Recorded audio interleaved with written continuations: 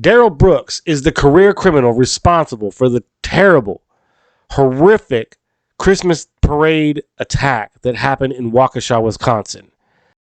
The corporate media won't call it a terrorist attack, and I'm going to tell you why. Welcome to Hide and Seek Media.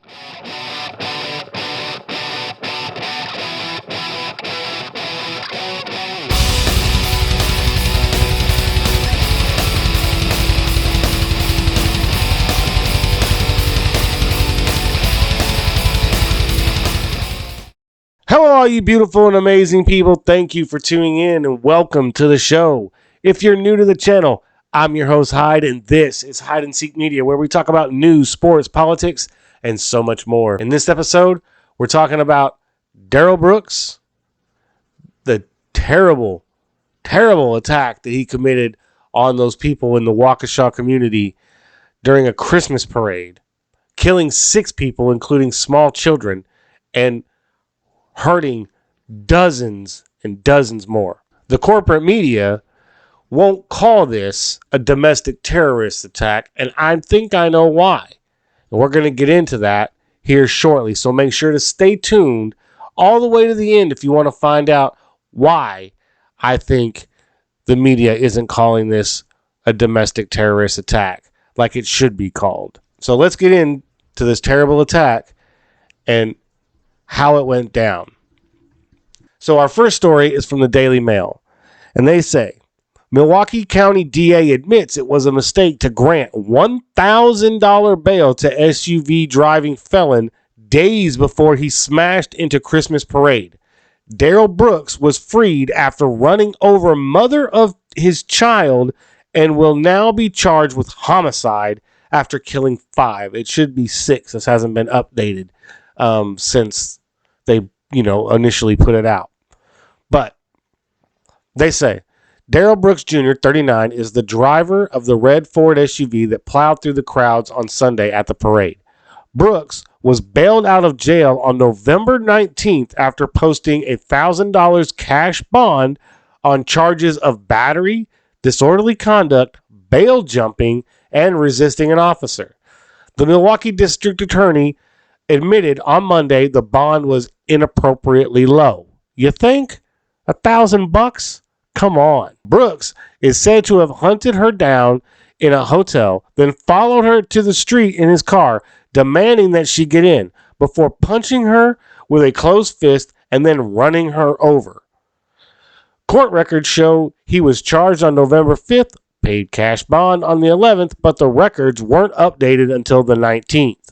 On Sunday, he plowed through crowds at 439 in his red Ford SUV, killing 6 people and injuring at least 60. So, like I said, this needs to be updated. So we're just going to go ahead and slide on down here. Because what I want to get into, and we're going to get into more of what happened or who Daryl Brooks is and what he actually did. But what I want to get to is some of the key things that were in this article, right? Where there's a photograph of him in the vehicle at the time, during the incident. Now he's a career felon, right? I think 11. I've seen a couple of different things. I've seen one where it says 11 charges, another one that said 16. We'll go with the lesser, right? We'll play devil's advocate and go with the lesser of the numbers, right? So we'll say 11 charges, 11 criminal charges on his record. But here's how this attack went down, right? So in the media, and even in this article, it reports that he was fleeing a domestic violence or a knife attack, right? He probably committed. I don't know that to be fact because that has been disputed in a couple of different articles, right? So, but here's what we do know about how the attack unfolded, right? We look here, the parade started at 4 p.m. By 4:39, he was breaking through the barrier and driving into the parade route. He narrowly misses a girl, right, dancing on the side of the road here, shown in this picture, before he drives right into a marching band and a bunch of people standing on the side of the road watching this band. Just plows right into these people and keeps going, right? And keeps going. Because he then turns around and hits another small group of teenage girls further on down the road before he is filmed breaking through the barriers and leaving the scene. He strikes his first victims here, the marching band and these people on the side of the road. Then just down the street, he plows into this group of cheerleaders, basically, like Palm Squad or whatever, before he drives down the road, right? Breaks through another barrier, drives and ditches the car. Ditches the SUV. So you can see from this still frame, right, from that video, he's not swerving to miss anybody or slamming on his brakes and sliding into somebody. He's driving. Just driving when he drives right into these people. Now, there have been some people trying to correlate this with the Rittenhouse verdict. We'll get to that in further on down the video, so make sure to stay tuned if you want to know how they try to tie this to the Rittenhouse verdict. Right? Look at the front of this SUV.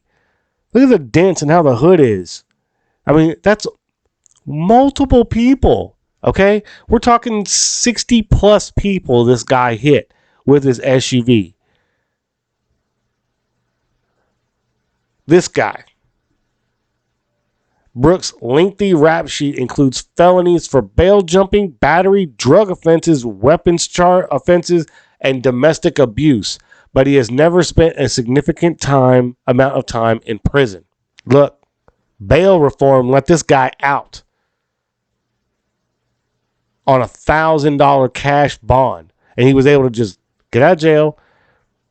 A couple of days later, get in his SUV and run over a bunch of innocent people and kill 6 of them.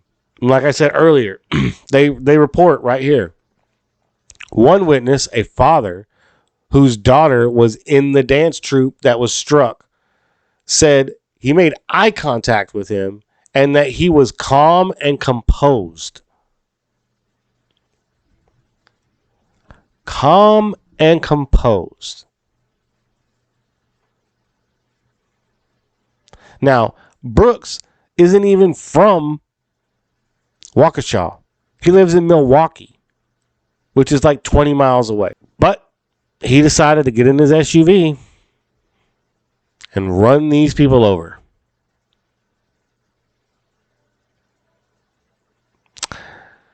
They say his motives for Sunday's attack remains unclear.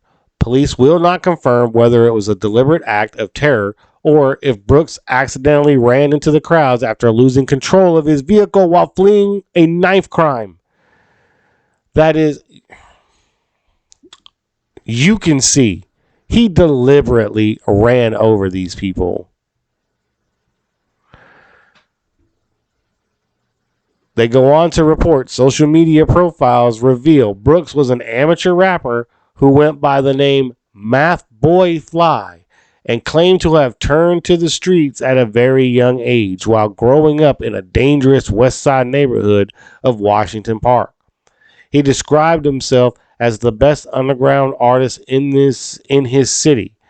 Those social media profiles have now been taken down, right? But some of that stuff has been archived, and I've got a few posts linked in the description if you want to see just where this guy's head was at when it comes to social justice. Okay.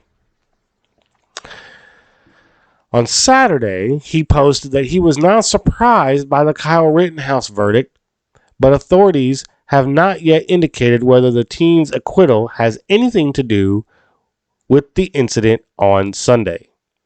So, they list here, you can see all of his lengthy record, right? From 1999, right? 1999. Aggravated battery, carrying a concealed weapon. Carrying a concealed weapon, loitering, resisting, or obstructing officer possession of cocaine.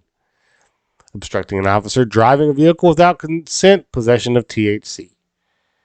Well, THC I really don't care about.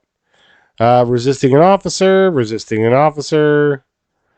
receiving stolen property, possession of controlled substance, paternity warrant issued. That is child support, basically. Strangulation and suffocation, domestic abuse, battery, criminal damage to property, probation violation, failure to appear, paternity warrant, possession of THC, possession with intent, THC, bail jumping, failure to appear in court, resisting an officer. I mean, possession of THC, like, okay, look. But if you've been arrested this many times, you should stop smoking weed. Okay? Because that you're just begging to get in trouble. Possession of a firearm as a convicted felon, endangering the safety of others, possession of a methamphetamine, paternity warrant served, domestic battery, bail jumping. I mean, look, bail jumping was on there like 3 or 4 times. And yet he was granted a $1,000 bail. They continue. Chief Thompson said one officer fired at the vehicle in an unsuccessful bid to stop it, with witnesses saying it sped along the parade route and did not slow down even as it hit a schoolgirls dance troupe and elderly members in the Milwaukee dancing grannies along with families sitting by the side of the road. Did not even slow down. Just slammed right into him. But see, and there's tons of footage you can go, or not tons of footage, but there is a lot of footage out there that you can go find and watch this. And make a judgment for yourself. And leave a comment down below. Let me know what you think of the footage, right?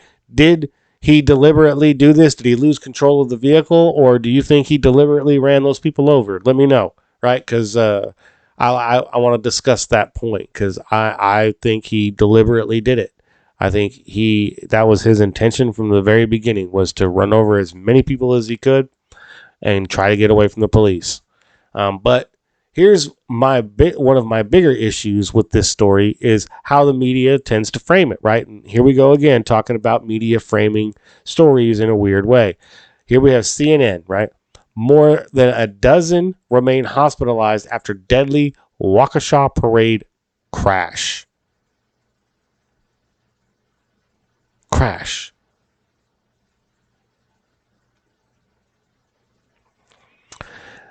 CNN reports more than a dozen people remain hospitalized after a driver rammed an SUV through a Christmas parade in Waukesha, Wisconsin over the weekend, killing 6 people and injuring dozens more. The youngest victim was an 8-year-old boy who died of his injuries on Tuesday, according to his family. On Wednesday, the Children's Hospital of Wisconsin, which initially admitted 16 children, said 3 more of their patients were released ahead of Thanksgiving holiday. Of the remaining 10 children, 5 are in critical condition, while 2 are in fair condition and 3 are in good condition. Children. 10 children. In addition, one of the 4 patients cared for at the Aurora Medical Center Summit remains in a serious condition and 3 are fair at the hospital. 2 people are being treated at Farragut, I don't know how to say that, Medical College of Wisconsin Health Network, according to the health facility, which didn't disclose. Okay. Prosecutors believe Daryl E. Brooks was the driver of the SUV and have charged him with 5 counts of first-degree intentional homicide. Brooks, 39, may face a 6th homicide charge over the boy's death, they said. Another 62 people were injured, according to a criminal complaint filed in Waukesha County Circuit Court. Those killed, okay, they go on to list those that were killed, and it is very tragic. Those killed were Virginia Sorensen, 79, Leanna Owens, 71, Tamara Durand, 52, Jane Kulik, 52, Wilhelm Hospel, 81, according to Waukesha city officials. The family of Jackson Sparks, 8, identified him as the latest victim on a GoFundMe page. The Waukesha community turned out to mourn the victims at multiple candlelight vigils this week, expressing their support for those who lost loved ones. So this article goes on to talk about the victims, which it rightly should, right? The victims need a voice, and I give CNN, I commend them for at least doing that part, right? And giving the victims a voice. Problem is, you go down to this part, how witnesses say the crash unfolded. A crash. Again, they call it a crash. Crowds were enjoying the parade in downtown Waukesha when just before 4:40 p.m. local time, a red SUV drove through several barricades and barreled into the parade route, Police Chief Daniel Thompson said. One officer, identified as Detective Casey, first heard a horn honking near his location around along the parade route. As Casey went to investigate, he saw a Ford Escape SUV driving past the parade participants and observed people jumping out of the way, according to a criminal complaint. The SUV was moving at a slow speed at the time, and the complaint said, and Casey pounded on the hood of the vehicle while yelling "stop" multiple times. The SUV brushed past Casey and continued forward towards the procession. Casey chased the vehicle on foot as it began to drive faster, the complaint said, and radioed for assistance. Seconds later, other reports came in over the police radio that people were being hit by the vehicle. Look at this photo. Look at this photo.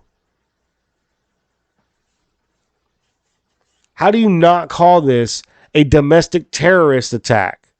How do you continuously call it a crash when he picked up speed? It says right there in your own article that he gained speed as he was pulling away from the police officer and then hit these people. The fact that this guy did this before also, right, makes it even worse on how they are framing these stories, right? You have this story, at least this is, kind of a decent headline, and it's from local news, right? So that's why it's, a little more on point.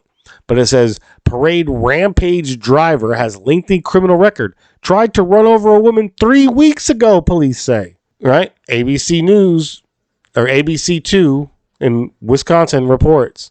Waukesha investigators continue their investigation into the rampage on Sunday's Christmas parade, where 6 people died and nearly 50 were injured. 60-something were injured, I'm sorry. The question of why it happened is still not answered. Police have referred 5 charges of first-degree intentional homicide to the district attorney against the man they say was driving, 39-year-old Daryl Brooks of Milwaukee. Action 2 News has learned that Brooks has been familiar with the criminal justice system for his entire adult life, having been charged in more than a dozen criminal cases over the past 22 years. And we got into that earlier where we saw the list of all of the charges that he had been charged with, right? 39-year-old Brooks, also known as Math Boy Fly in the music video on YouTube, seen rapping in front of what appears to be the same vehicle as the one driven into the parade Sunday night. Also appears to be very familiar with the court system. The fact that he was let out on bail, right, is ridiculous to me. Ridiculous. The guy jumped bail how many times, right? But not only do you have the bad framing of the news, right, by corporate media, but you also have these ridiculous Democrats coming out and saying stupid shit like this. Illinois dam blasted for calling Wisconsin Christmas rampage karma. That's right. Karma. An Illinois Democrat has been blasted for describing the deadly Christmas parade rampage in Wisconsin as karma for the acquittal of Kyle Rittenhouse. You see where I told you earlier on we were going to it was going to link to Kyle Rittenhouse? Well, here we are. This stupid freaking Democrat tries to link this to Kyle Rittenhouse by calling it karma, right? This is what we get for letting him go free because all of those left-leaning freaking psycho crazy liberals think that Kyle was a murderer and he should have gone to jail for the rest of his life for defending himself. But, that's a whole nother video. I kind of get into Kyle a little bit in this video right here. So if you want to go watch that, you can check that out. But the Post reports Mary Lemansky, who is listed as the social media director for the Democratic Party in DuPage County, began her heartless online tirade by starkly dismissing the tragedy as just self-defense. It was probably just self-defense, Lemansky wrote in a tweet that appears to have since been deleted, according to Fox News. Living in Wisconsin, he probably felt threatened, another tweet, which was still online Monday morning, read, referring to the driver being held as a person of interest in the Wisconsin incident, which left 5 people dead and dozens hurt. Okay, so we all know it's 6 now. That these are older articles. I'm sure he didn't want to hurt anyone. He came to help people, she added in her sarcasm-laced missive. This is the Karen right here, if you want to, as they call them, right? This is the white liberal Democrat who thinks she knows better than everybody else and thinks it's okay to call this terrorist attack karma. Post goes on to report Lemansky, who also lists herself as an acting student with the famed Second City improvisational comedy group in Chicago, also wrote that the Christmas Parade rampage was karma in another tweet that appears to have since been deleted. I'm sad anytime anyone dies. I just believe in karma, and this came around quick to all the citizens of Wisconsin, Lemansky wrote, according to Fox News. You reap what you sow. It's sad people died, but when you open the door to vigilante justice, everyone seems threatening. She then added in a tweet that was still online Monday morning. Lemansky appeared to be mocking Rittenhouse's self-defense claim before the 18-year-old was acquitted Friday of charges of homicide, attempted homicide, and reckless endangerment in the deaths of Joseph Rosenbaum, 36, Anthony Huber, 26, and the wounding of Gage Grosskreutz, 27, on August 25, 2020.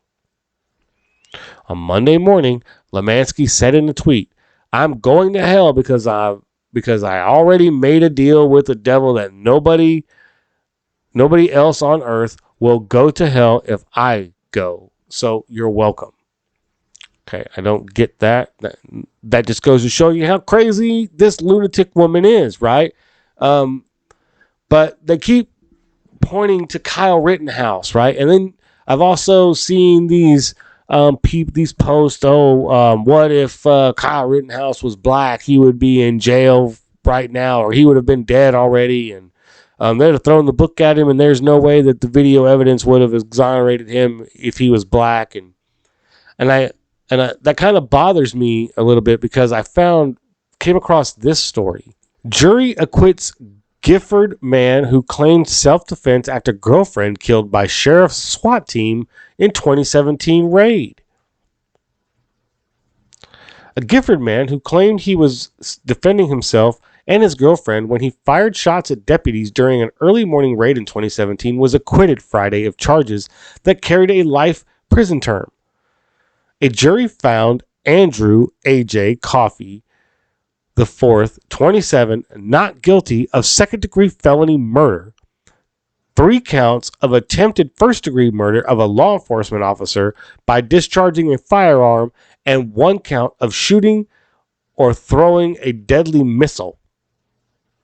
Wow. I didn't even know you could get charged with throwing a deadly missile.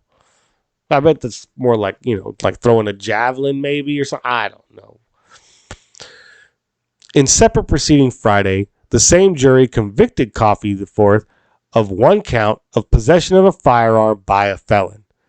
At his sentencing January 13th, he faces a maximum prison term of 30 years because he was already a convicted felon, and you can't possess a firearm as a convicted felon. Do I agree with that? No. If you served your time and you paid your debt to society, I think you should get most of your rights back. I'll say that. If not all of them. The right to vote, the right to carry a firearm, yes, you should get both of those rights back. Okay? But as you can see, Anthony Coffey is black and shot at cops, not defending himself from rioters and looters and arsonists, right? But claimed he was defending himself from deputy sheriffs who were raiding his house. And as a consequence of him firing upon these deputies, his girlfriend died. So, in a sense, by him defending his home, he killed his girlfriend or got his girlfriend killed.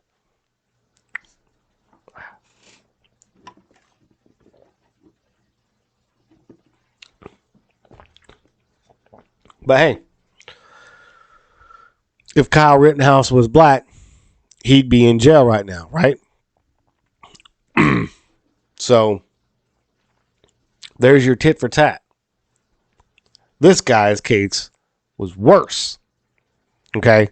He shot at police officers. Kyle Rittenhouse shot at criminals. He didn't know they were criminals at the time, but they were still committing crimes against him. And he shot them, to protect himself from dying.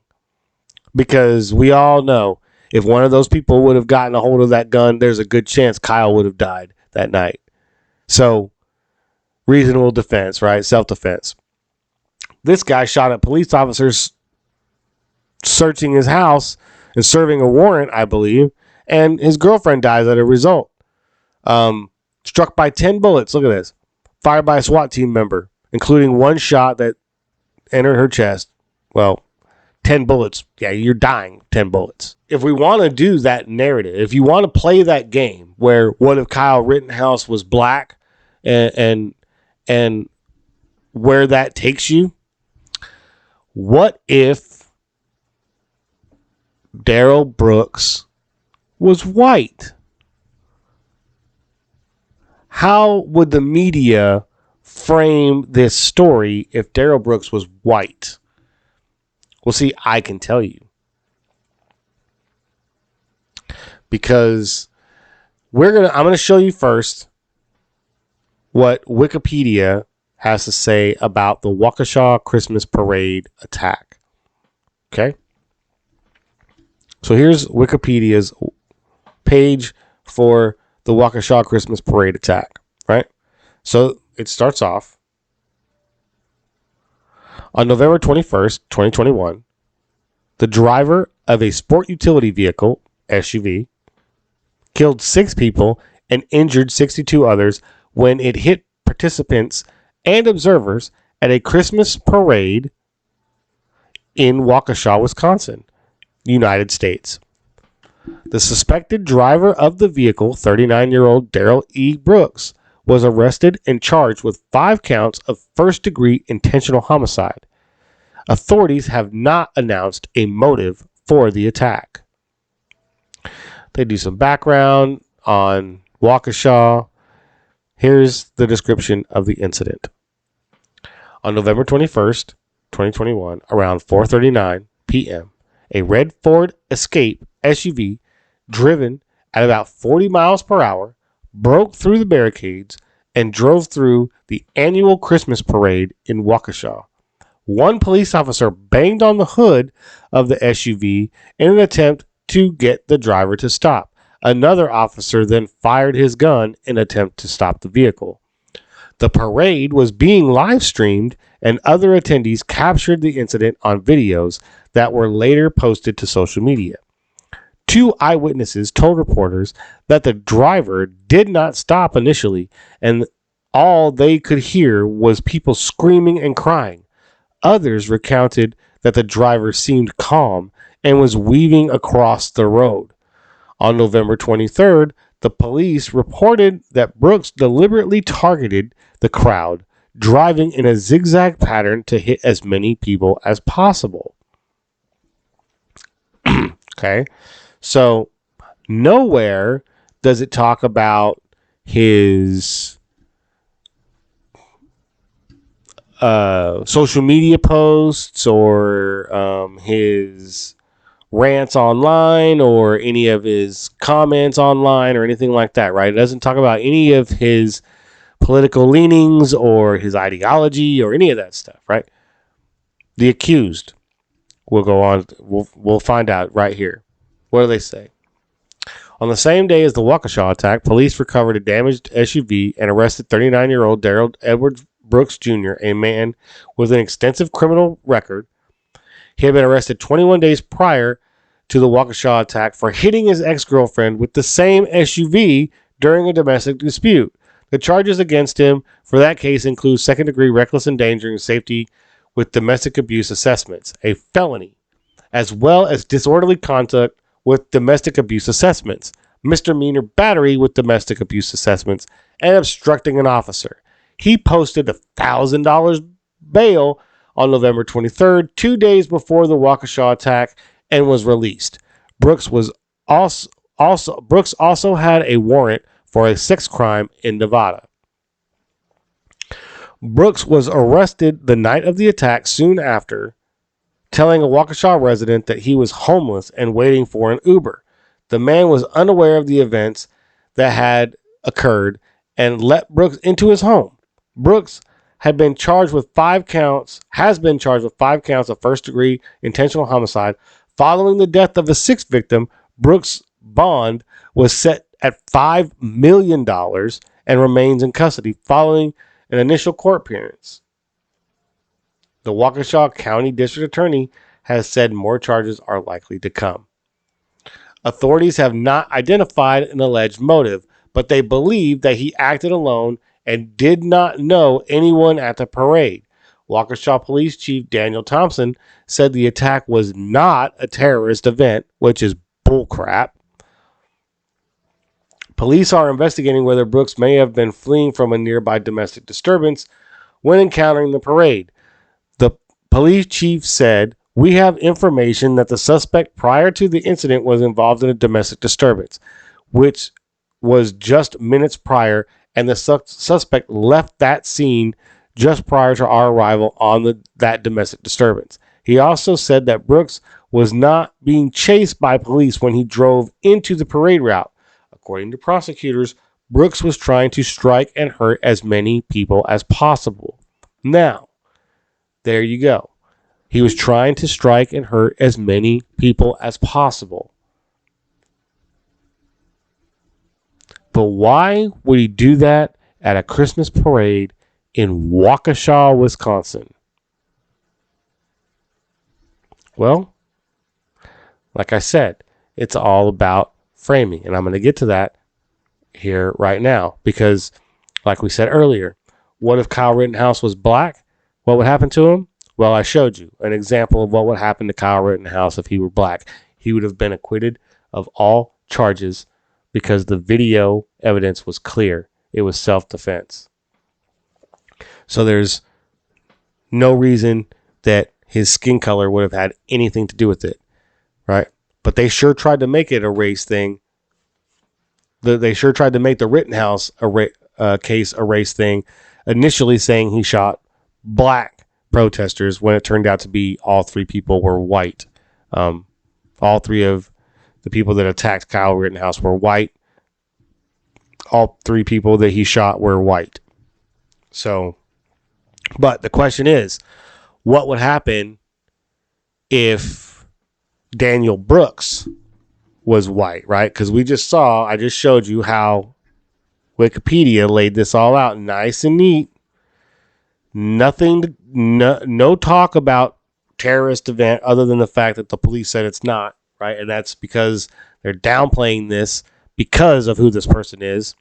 And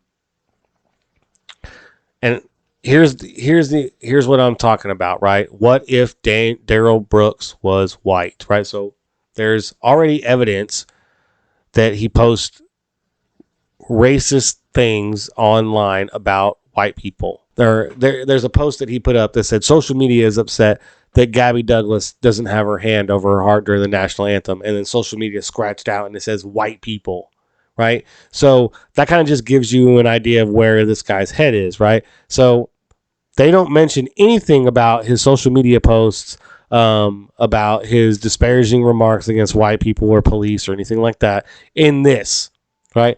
But what if Daryl Brooks was white? Well, here you go. The Charlottesville Car Attack was a white supremacist terrorist attack. That's what would happen if Daryl Brooks was white, okay? Because James Alex Fields was white, and he deliberately drove his car into a crowd of people trying to hurt them, and it was called a white supremacist terrorist attack.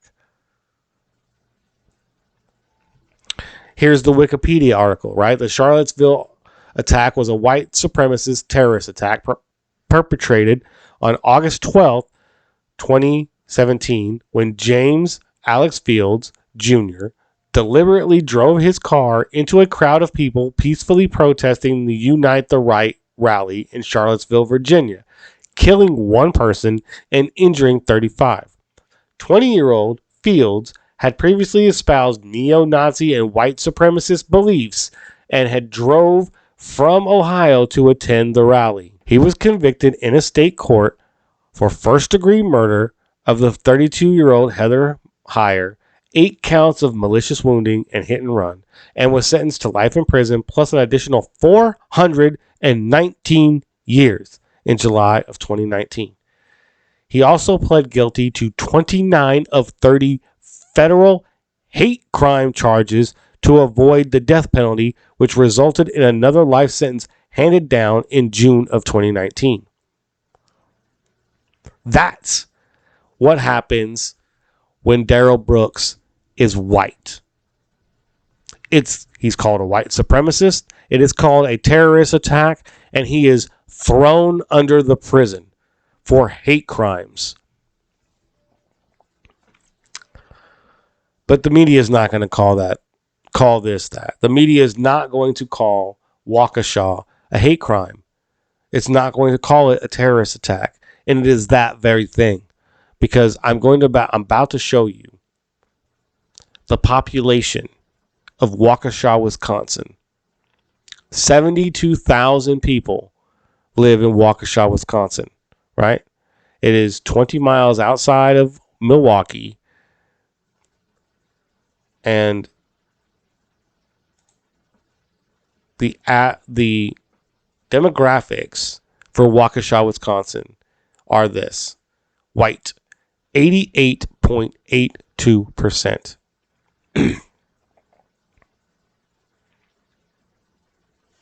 I shouldn't have I don't need to say any more.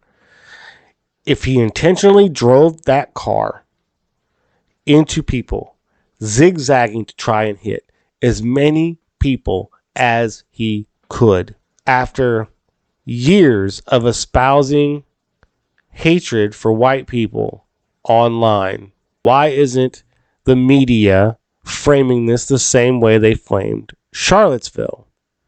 They're going to keep all of those trigger words out of their articles and out of their reports because they don't want this to be associated with a hate crime. But that's exactly what it was. This guy purposefully drove to a community that was predominantly white,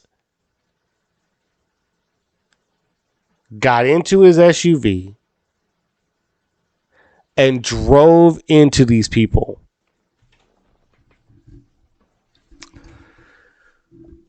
But there you have it, guys. The media won't frame this as what it is, right? It is a hate crime. It is a terrorist attack, and it was a hate crime. If Charlottesville was that, then Waukesha was that. And it doesn't matter if it was a white supremacist or a black supremacist, right? Or if it was a white racist or a black racist. Racism is racism, right? evil is evil, no matter what color it comes in. So you call it what it is. Daryl Brooks is a domestic terrorist and a racist who intentionally went out to try and kill white people and was successful. So he should be charged just like James Fields was charged. But you're not going to see that because that doesn't fit the left narrative. That doesn't fit corporate media and how they want to how they want to steer the sheep of this country, right? So that's why independent media channels are more important than ever, right? And so I appreciate you guys watching my videos. I really do. And it's so important that we get the truth out there, right? And that we don't let corporate media fool all of these people out there. We need to be out here pulling the wool off of those sheep's eyes, right? Cutting it back and letting them see behind the curtain, exposing the reality of the hypocrisy of the corporate media. If James Fields is a terrorist,